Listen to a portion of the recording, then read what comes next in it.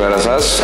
Αγαπητοί φίλοι και συνεργάτες, σας καλωσορίζουμε στις ανακαινισμένες εγκαταστάσεις Automotivo στο Χαλάνδρι και ευχαριστούμε ιδιαίτερα όσοι βρεθήκατε εδώ σήμερα μαζί μας.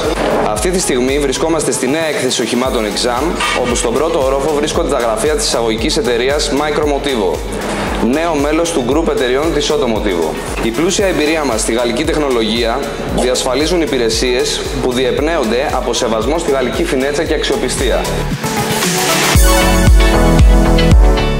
Η μικροκινητικότητα είναι η χρήση μικρών μέσων μεταφοράς, τα οποία χαρίζουν καθαρά περιβάλλοντα και βιώσιμη μετακίνηση.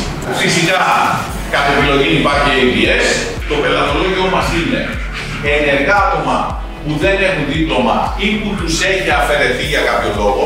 Μπορεί το Exam να είναι σε μια πολύ καλή ποιότητα κατασκευής, που να είναι ό,τι πιο κοντά σε αυτοκίνητο, αλλά δεν είναι αυτοκίνητο.